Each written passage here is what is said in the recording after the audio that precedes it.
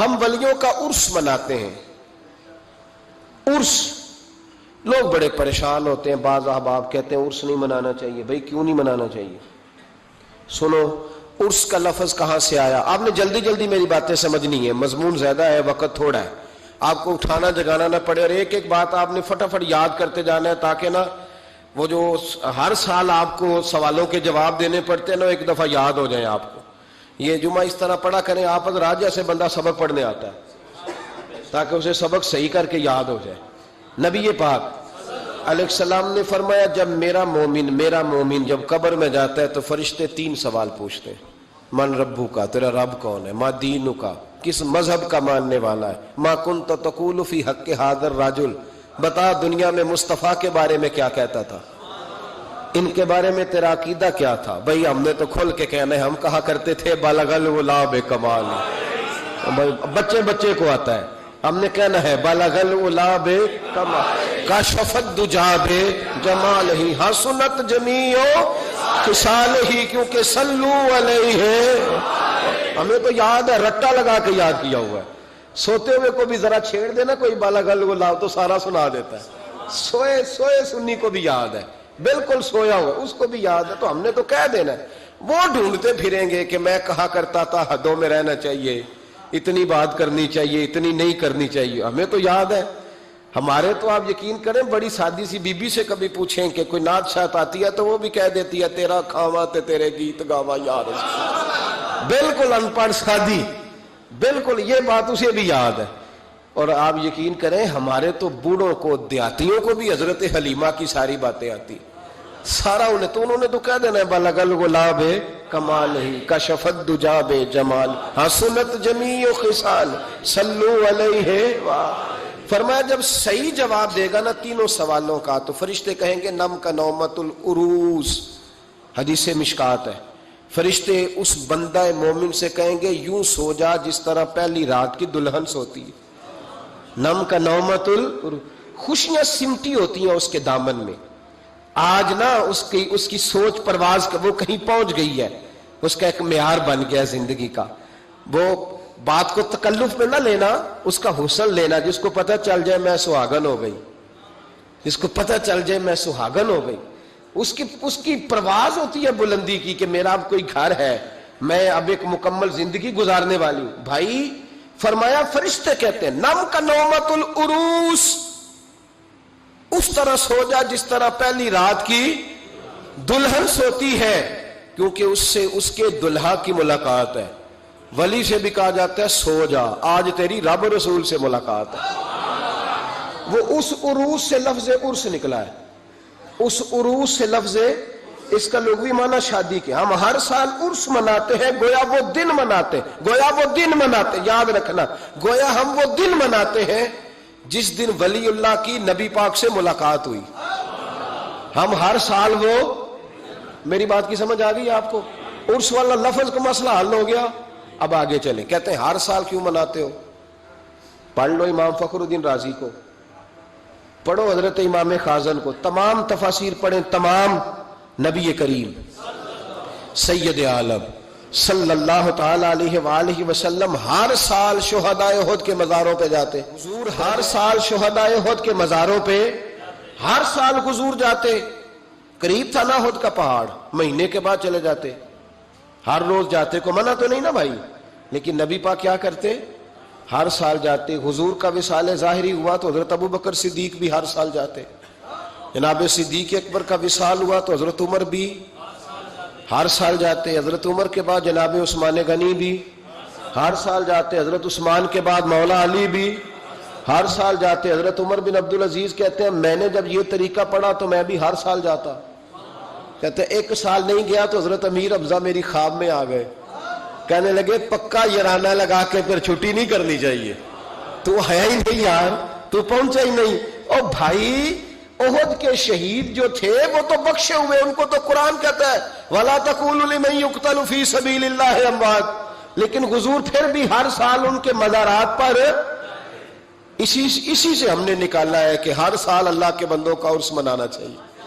سال کے بعد اللہ کے بندوں کا عرس آپ جب احد کے شہیدوں کے مزاروں پہ آج بھی مدینہ شریف جائیں گے تو آپ کو یاد تازہ ہوگی کہ انہوں نے جہاد کیا تھا، یہ شہید ہوئے تھے، انہوں نے حضور کے نام پر جانیں دی تھی۔ جب سال کے بعد داتا صاحب کا عرس آتا ہے تو یاد بھی آتا ہے کہ یہ شہزادہ غزنوی سے چلا، گھر چھوڑا، کاروبار چھوڑا، بال بچے چھوڑے، رشتہ دار چھوڑے، کوئی نہیں تھا داتا صاحب کا لاہور میں، راوی کے کنارے 1000 سال پہلے جب لاہور میں آبادی بھی کوئی نہیں تھی، داتا علی اجمیری آ کے بیٹھے، پتے کھایا کرتے تھے، کہتے میں درختوں کے پتے کھاتا، راوی کا پانی پیتا۔ لوگ کہتے علی اجمیری گزارا کیسے ہوگا؟ فرمانے لگے جس رسول کے دین کے لیے آیا ہوں وہ مدد بھی فرما دیں گے۔ جب سال کے بعد ان کا عرس منایا جاتا ہے تو ان کی خدمتیں یاد آتی ہیں نا، خواجہ اجمیری کا عرس منایا جاتا ہے تو ان کی خدمتیں یاد کی جاتی ہیں، مجدد صاحب کا عرس منایا جاتا ہے تو خدمتیں، اعلیٰ حضرت فاضل بریلوی کا عرس منا کے ان کی خدمات کو یاد کیا جاتا ہے، تو سال کے بعد والا مسئلہ بھی حل ہو گیا۔ عرس میں ہوتا کیا ہے؟ تلاوت ہوتی ہے، اس کے بعد خطاب ہوتا ہے، پھر اس کے بعد کیڑی شے نجائز دے چو دسو چھڑ دینے جڑی نجائز ہے، تلاوت نہ کریں تسی بول دے نہیں، نہ کریں، پوچھ لینا مولانا صاحب سے کہ قرآن شریف پڑھا کریں کہ رہنے دیں، اور نعت شریف بولے ہمارا تو گزارا ہی نہیں۔ بالکل یقین کریں جس دن نعت نہ سنے وہ رات گزرتی نہیں، غذا ہے، روح کی غذا ہے نعت، بغیر نعت کے چل ہی نہیں سکتا، مسلمان اور حضور کا نام لینے والا بغیر نعت کے چل جائے ہو ہی نہیں سکتا۔ تقریر خطاب نہ کریں جو حضور کی سنت ہے، نبی پاک نے فرمایا سب سے بہترین مسلمان ہی وہ ہے جو کھانا زیادہ کھلائے اور سلام پہلے لے، تو کھانا نہ کھلائیں، حضور کے طریقے پہ عمل نہ کریں۔ کہتے ہیں جی کچھ باتیں غیر شرعی آ گئی ہیں، کچھ باتیں لہذا عرس بند کر دینے چاہیے۔ یونیورسٹیوں میں لڑکے اور لڑکیاں اکٹھے پڑھتے ہیں، شرعی ہے کہ غیر شرعی ہے؟ بول کے بتائے یار۔ تو یونیورسٹیاں بند کرانے کا فتویٰ کیوں نہیں دیتے مولانا صاحب؟ صرف عرس ہی بند کرانے ہیں، ہے نا غیر شرعی یونیورسٹیوں کی تعلیم، کیونکہ لڑکیاں اور لڑکے اکٹھے نہیں پڑھ سکتے، اس لیے کہ نبی پاک علیہ السلام نے فرمایا جہاں مرد عورت اکٹھے ہو وہاں تیسرا شیطان ہوتا ہے۔ تو آپ ہر جمعے میں تقریر کیوں نہیں کرتے یونیورسٹیوں کے خلاف؟ ہر جمعے عرس کے موقع پر تقریریں کرتے ہیں، عرس بند کرو بھائی، کسی جگہ کوئی غیر شرعی بات شامل ہوگی تو غیر شرعی چیز بند کرائی جائے گی، عرس بند نہیں کرایا جائے گا، ڈھول بند کرایا جائے گا، تماشے بند کرائے جائیں گے، فضولیات بند کرائی جائیں گی، غلط حرکتیں بند کرائی جائیں گی، عرس بند۔ عرس تو بڑے بھائی فیض کا ذریعہ ہے، عرس تو فیض کا ذریعہ ہے، یہ کیے جائیں گے، یہ منائے جائیں گے، اولیاء اللہ کے تذکرے۔ اور دیکھو کان ادھر سے نہیں پکڑتے ادھر سے پکڑتے، کہتے ہیں ہم جی برسی کرتے ہیں، تو برسی کس صحابی کی منائی گئی تھی بتاؤ؟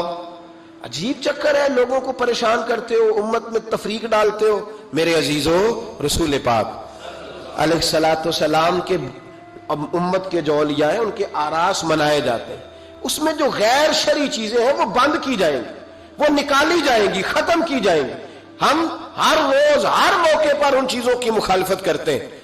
اعلیٰ حضرت فاضل بریلوی رحمت اللہ تعالیٰ نے فرمایا عرس پہ جاؤ قرآن پاک پڑھو۔